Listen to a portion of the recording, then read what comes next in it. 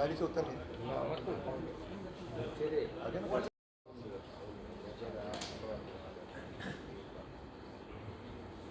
केवल उनसे पूछताछ करिए, 2000 करोड़ का मामला है। यदि आपने गड़बड़ नहीं की है तो दूध का दूध पानी का पानी हो जाएगा। आपको काहे का डर है? और संविधान की दुहाई देते हो। संविधान का तो अपमान आप कर रहे हो। आखिर संविधान के अपमान करने के लिए यदि दोषी है तो वह कांग्रेस है, और इस समय कांग्रेस का इस सारी कमान क्योंकि अशोक गहलोत जी ने संभाल रखी है, इसलिए अशोक जी गहलोत है। आज एक तो आरपीएससी के चेयरमैन, एक्स चेयरमैन राठौर जी, उसके बाद वो डॉक्टर बालानी है, एक वो पुरोहित जी हैं जो संस्था चलाते हैं बच्चों की।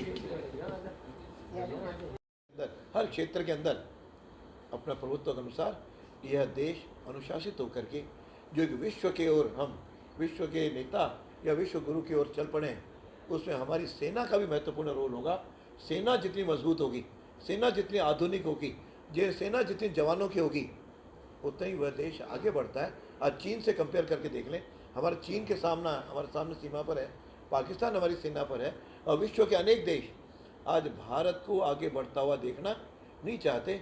इसलिए ऐसे लोग विदेशों से प्रेरित होकर के विदेशी ताकतों के हाथों में खेल करके आज देश में, चाहे पीएफआई को करें चाहे अन्य संगठनों को, जिस प्रकार से ये भड़का करके और असंतोष निर्माण करके देश को कमज़ोर करने में जुटे हुए हैं, उससे ये सावधान होने की आवश्यकता है। युवा आएँ, सेना में भर्ती हों, 4 साल सीखें, उसका जीवन करने क्षेत्र में आकर के हम केवल पेंशन और वेतन प्राप्त करने के सेना में भर्ती नहीं होते। सेना में भर्ती हो देश सेवा के लिए, वह एक माध्यम है जिस प्रकार की इसकी ट्रेनिंग है। और जब मेरे को तो आश्चर्य रहता है, जो वायुसेना अध्यक्ष, थल सेना अध्यक्ष और नेवी के सेना अध्यक्ष ने प्रेस कॉन्फ्रेंस करके सारी चीज़ें क्लियर कर ली, उसके बाद तो कम से कम इनको तुच्छ राजनीति नहीं करनी चाहिए, ऐसा मेरा सबमिशन है। तो राजस्थान नहीं आते, वो शिवसेना के हैं, और गठबंधन है तो गठबंधन में कई बार नहीं मानी होगी, यानी उसके 54 में से जाकर के 15-20 बचे हैं। इससे दुर्दशा किसी पार्टी को, क्योंकि वो वैचारिक, वो शिवसेना के जो एमएलए हैं उनको समझ में आ गई कि हम जिस बाला साहब के हिंदुत्ववादी नीतियों पे चल रहे थे, उससे उद्धव ठाकरे दिशा हट कर के चल रहे हैं, तो आगामी चुनाव में हमारा सफाया होने वाला है। इस डर के कारण उससे अलग हुए हैं कि भाई, अभी भी उन्होंने कहा बीजेपी के साथ आओ जाओगे तो हम आपके साथ हैं, हम शिवसेना से अलग नहीं है। जो स्टेटमेंट आया है वो साफ है। तो उनको लगता है कि जो भी एक राष्ट्रवादी, हिंदूवादी दृष्टिकोण और विचारधारा के साथ जुड़े हुए संगठनों के साथ हम जुड़े रहेंगे तो ही हमारा भला होगा, अदरवाइज हम कांग्रेस का तो डूब जाएंगे। योजना में युवाओं को बहुत बड़ा लाभ है कि ये केवल रोजगार के साथ जुड़ा हुआ नहीं है, देश की सेवा के साथ है। देश की सेवा के लिए वो आगे आएंगे तो निश्चित रूप से 4 साल के बाद, जहां आज तो एक और आ गया कि 25% अभी उसमें प्रोविज़न है, लेकिन धीरे धीरे ये 50% तक भी जा सकता है। और बाकी अग्निवीरों के लिए, चाहे आसाम राइफल हो, चाहे सीएसएफ हो, चाहे बीएसएफ हो, इन सारे क्षेत्रों ने घोषणा की है कि हमारे यहाँ 10% या अलग अलग परसेंटेज है, हम इसमें अग्निवीरों को भी अपने रोज़गार देंगे और अपने से भर्ती करेंगे। और साथ में कई राज्यों के पुलिस बल ने कहा है कि हम हमारे पुलिस बल में इन अग्निवीरों को लेंगे। मैं समझता हूँ उसके बाद शायद कोई भी नहीं होगी, केवल युवाओं को भड़का करके, और जिस प्रकार का दृश्य देश में मोदी जी को अस्थिर करने में विदेशी ताकतों के हाथों में खेल करके जो दृश्य खड़ा किया, विशेष रूप से बिहार और कुछ राज्यों में, और जहाँ पे अपने को भी ध्यान है कि जहाँ सेना के लिए नवयुवक जहाँ से ज़्यादा आते हैं, वहाँ के अधिकतर युवकों ने इसमें कोई भाग नहीं लिया, और बाकी युवकों ने कोई इसमें भड़का करके और राजनीतिक अपनी उद्देश्य पूर्ति के लिए युवाओं का जो भ्रमित किया, युवाओं को जो इस्तेमाल किया, वास्तव में मैं समझता हूँ अशोक गहलोत राजस्थान को संभाल लें। राजस्थान के अंदर, अखबार के अंदर कोई दिन नहीं जाता जिस दिन एसीबी ने इनके कलेक्टर, एसपी से लेकर के नीचे कांस्टेबल, पटवारी तक भ्रष्टाचार की लपेट में नहीं आए। इस समय राजस्थान भ्रष्टतम शासन देने वाला अशोक गहलोत के नेतृत्व में राज्य है। कानून व्यवस्था में हम सबसे बदतर स्थिति में हैं। पानी की व्यवस्था कहीं राजस्थान में कहीं दे नहीं पा रहे हैं, और साथ में महिलाओं को सुरक्षा दे नहीं पा रहे हैं। कौन सा क्षेत्र बता दें जिसमें, कह रहा हूँ अशोक गहलोत का तो 2 वे ट्रैफिक है।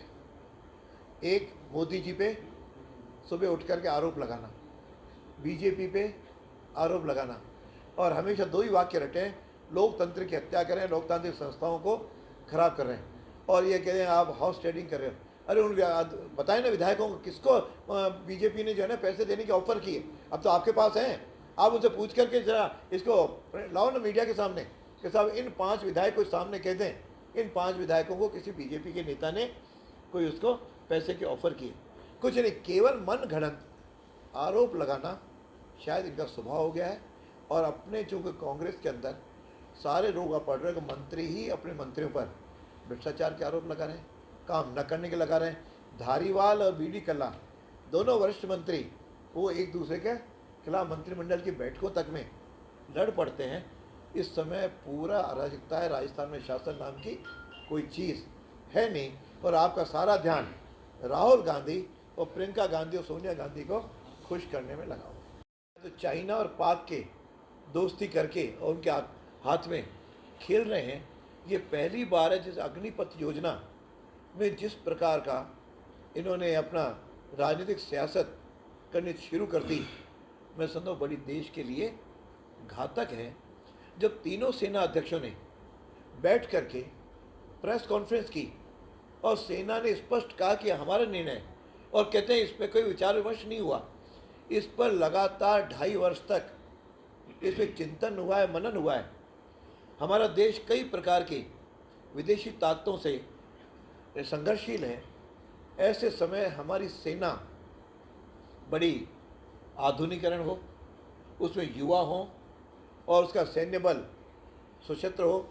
इस दृष्टि से ये सारे विचार विमर्श के बाद सेना के लोगों ने इस प्रकार का जो अग्निपथ योजना बनाई और अग्निवीरों के बारे में चर्चा की, ये बड़ी पीड़ादायक और निंदनीय है कि राजनीतिज्ञों ने, विशेष रूप से हमारे राजस्थान के मुख्यमंत्री ने और फिर पूरी कांग्रेस पार्टी ने जिस प्रकार से सियासत की है, मैं समझता हूँ कि वह शर्मनाक है और देश के लिए हानिकारक है।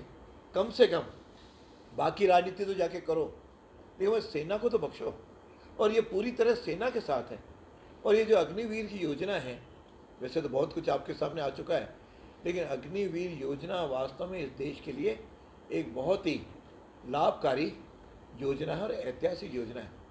हर देश ये चाहता है कि उसके सेना में युवा अधिक हों, उस देश की सेना में आधुनिकतम हथियार हों। टेक्नोलॉजी बदल रही है, इसलिए आज ये सारी व्यवस्था जो अग्निवीर में बनाने के लिए की है, चाइना हो, रशिया हो, विश्व के आधे से ज़्यादा देशों में यह योजना पहले से ही लागू है। राजस्थान को टोटल 26,000 करोड़ जल जीवन मिशन के अंतर्गत केंद्र सरकार ने इसी मंत्री महोदय ने दिए हैं, जिसमें से राजस्थान सरकार ने अब तक केवल 3,000 करोड़ ही खर्च किए हैं।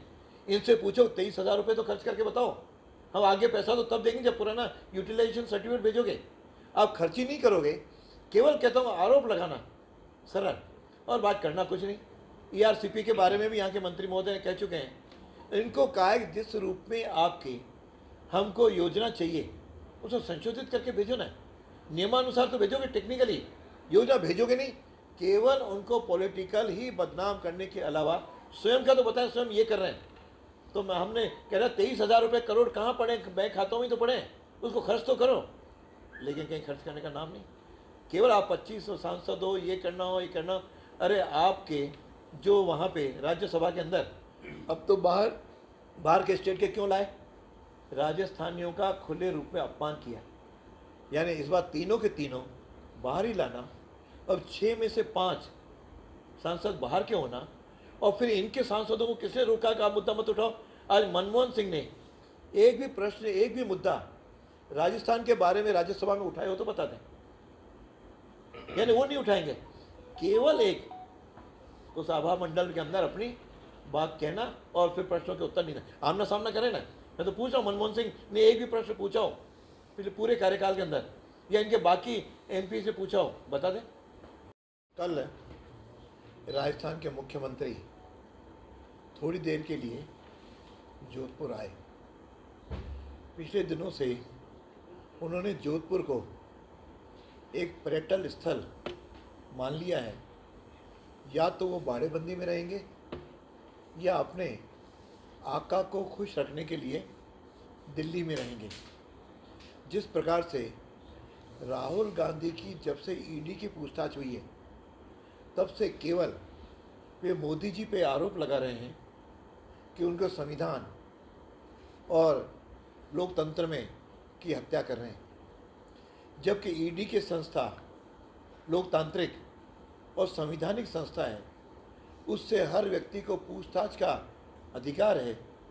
क्या भ्रष्टाचार को बचाने के लिए, राहुल गांधी के भ्रष्टाचार को बचाने के लिए ये कांग्रेस सत्याग्रह और बाकी चीज़ों का एक नाटक कर रही है, जबकि राजस्थान बाकी जन समस्याओं के साथ बुरी तरह जूझ रहा है, जिसमें चाहे भ्रष्टाचार हो, चाहे महिलाओं की अस्मिता का मुद्दा हो, चाहे कानून व्यवस्था हो, लेकिन सब स्थानों को नकारा करके एक राजस्थान की जनता को, यदि मैं कहूँ कि लावारिस छोड़ करके केवल अपने आका को बचाने, उनके भ्रष्टाचार को ढकने और उनको खुश रखने के लिए इस प्रकार से दिल्ली में पड़े हुए हैं, जहाँ प्रदेश का आधा मंत्रिमंडल और कई विधायक केवल वहाँ इसलिए पड़े हुए हैं। तो इस प्रकार की परिस्थितियों के साथ उन्होंने राजस्थान को एक तरह का पॉलिटिकल टूरिज्म भी बना रखा है। जिस स्टेट में कोई भी पॉलिटिकल हलचल होगी, वहाँ के विधायकों को राजस्थान में जाकर के, मैं तो बाड़ेबंदी एक्सपर्ट यदि मैं इनको कहूँ तो शायद अतिशयोक्ति नहीं होगी, चाहे महाराष्ट्र का मुद्दा हो, चाहे पंजाब का मुद्दा हो, चाहे गुजरात हो, चाहे हरियाणा हो, चाहे कर्नाटक हो, सभी के एमएलएस को राजस्थान में ला करके उनके बाड़ेबंदी करना, शायद उसमें ये एक्सपर्ट बन गए हैं।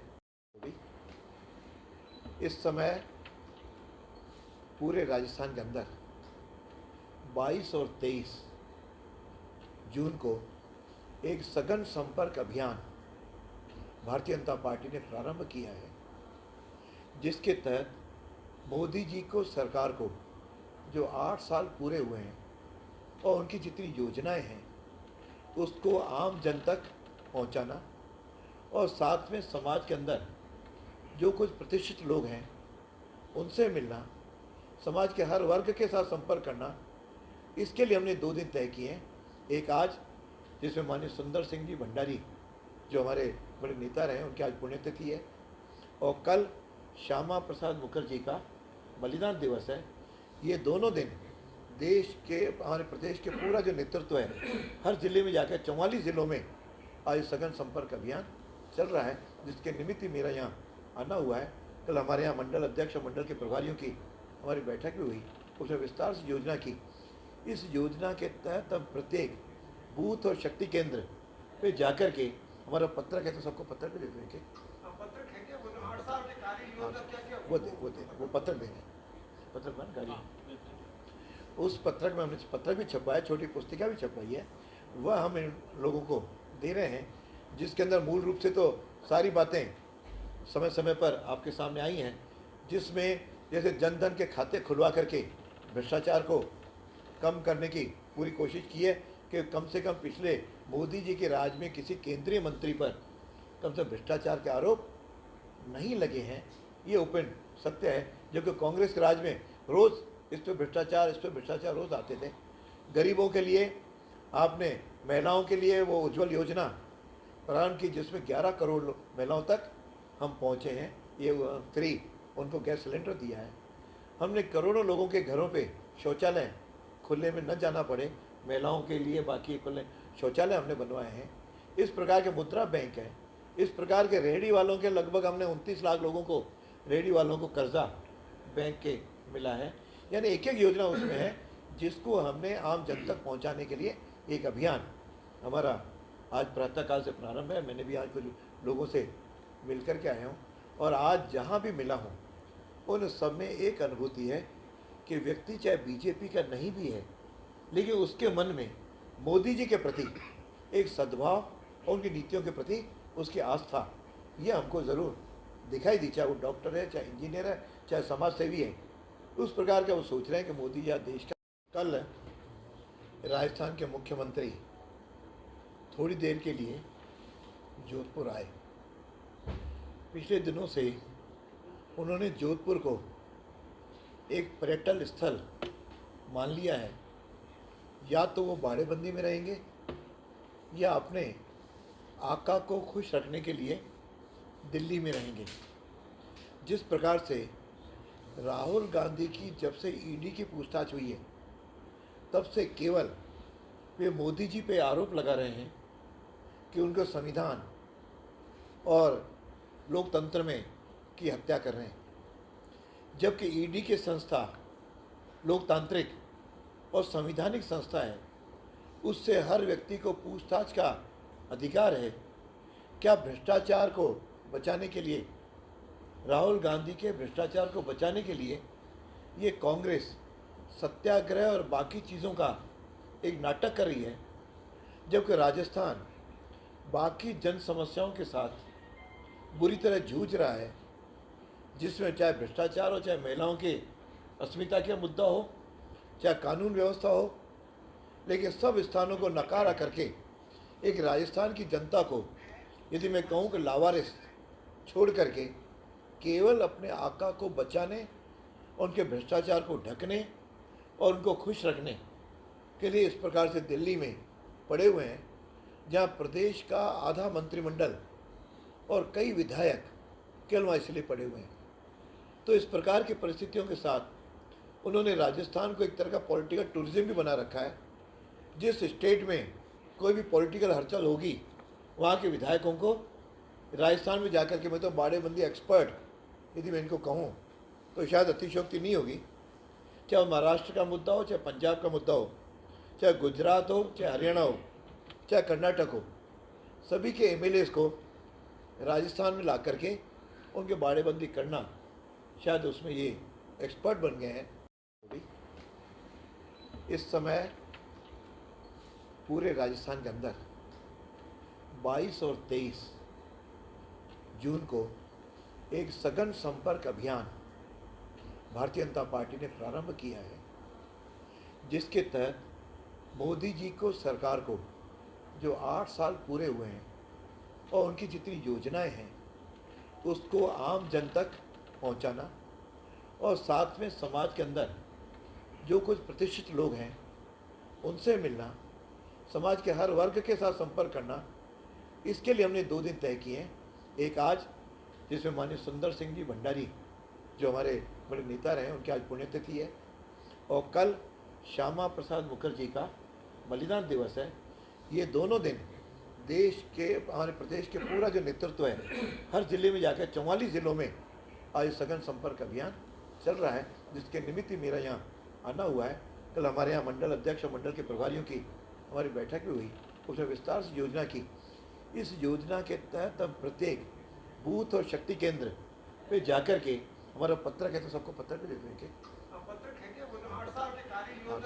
वो पत्रक देंगे, पत्रक में गाड़ी, उस पत्रक में हमने पत्रक भी छपवाया, छोटी पुस्तिका भी छपवाई है, वह हम इन लोगों को दे रहे हैं, जिसके अंदर मूल रूप से तो सारी बातें समय समय पर आपके सामने आई हैं, जिसमें जैसे जनधन के खाते खुलवा करके भ्रष्टाचार को कम करने की पूरी कोशिश की है कि कम से कम पिछले मोदी जी के राज में किसी केंद्रीय मंत्री पर कम से भ्रष्टाचार के आरोप नहीं लगे हैं।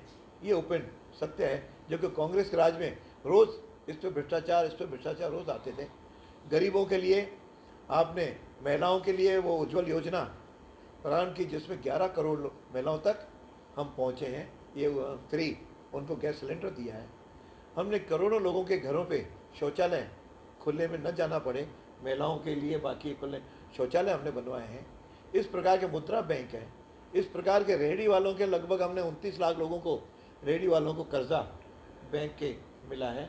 यानी एक एक योजना उसमें है, जिसको हमने आम जन तक पहुँचाने के लिए एक अभियान हमारा आज प्रातःकाल से प्रारंभ है। मैंने भी आज कुछ लोगों से मिल कर के आया हूँ, और आज जहाँ भी मिला हूँ उन सब में एक अनुभूति है कि व्यक्ति चाहे बीजेपी का नहीं भी है, लेकिन उसके मन में मोदी जी के प्रति एक सद्भाव और उनकी नीतियों के प्रति उसकी आस्था, ये हमको ज़रूर दिखाई दी, चाहे वो डॉक्टर है, चाहे इंजीनियर है, चाहे समाज सेवी है।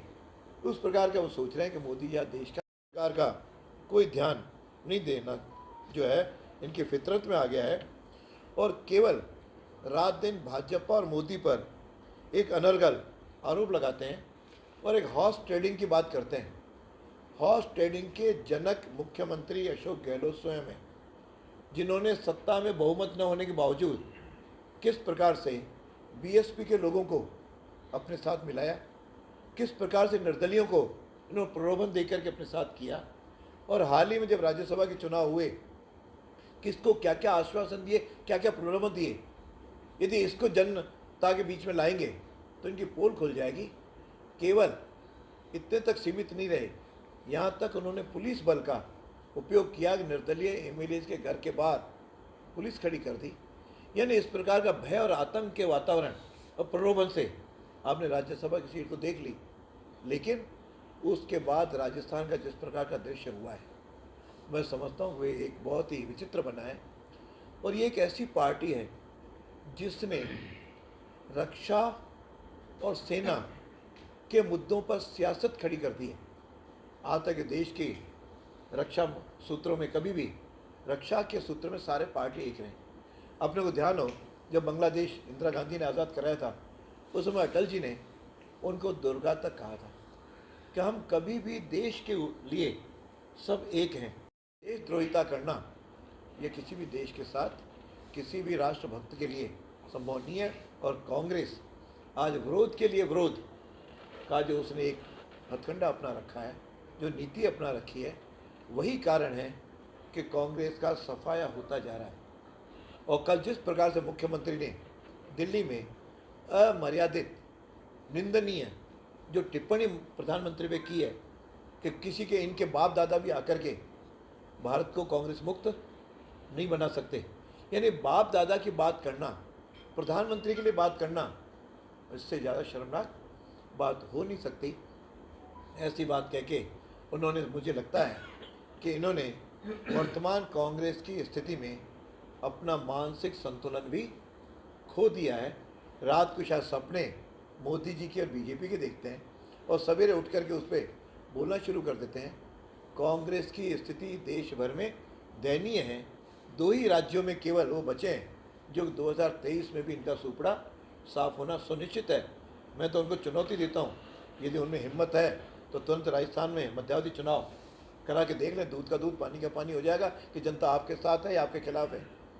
इस समय यदि चुनाव हो जाएं तो कांग्रेस दहाई आंकड़ा भी पार करने में उसको कठिनाई आएगी। यानी वो कांग्रेस को ख़त्म करने पे चले गए।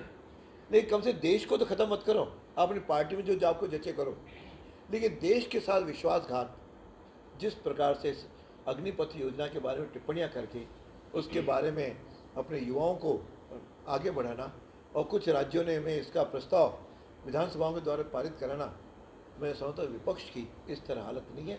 अभी राष्ट्रपति का चुनाव सामने, राष्ट्रपति चुनाव में सब ने एक खड़ा किया, दूध का दूध पानी का पानी हो जाएगा। इंडिया कैंडिडेट निश्चित रूप से द्रौपदी जी उसमें विजय होंगी। तो इसलिए मेरा कहना इतना ही है कि इस आपके माध्यम से क्या अग्निवीर और मेरे इस देश के युवा भ्रमित न हों, इस सारी स्थिति का आंकलन करें, क्योंकि 4 वर्ष के अंदर इन वेतन भत्तों के अलावा 1 करोड़ का बीमा भी है, और अपने देव मृत्यु होने के बाद या बलिदान होने के बाद 1 करोड़ का उसमें प्रोविज़न है कि उनका कवर होगा, और साथ में घायल होने के कवर्स हैं, और नौकरी के बाद 4 साल के अंदर के बाद उनको 11-12 लाख रुपए उनको मिलेंगे। इस उम्र में 11 लाख ये और बाकी वेतन मिलाकर इतनी राशि शायद कोई भी युवा, साधारण युवा तो नहीं कमा सकता। इस राशि से वो आकर के करते हैं। 17 साल के बाद भी तो युवा आते हैं, उसका युवा कोई बेकार बैठा है क्या? आज इनके लिए इतने प्रोविजंस हैं। इसके कारण से देश में एक अनुशासित युवाओं की एक बहुत बड़ी श्रृंखला खड़ी होगी।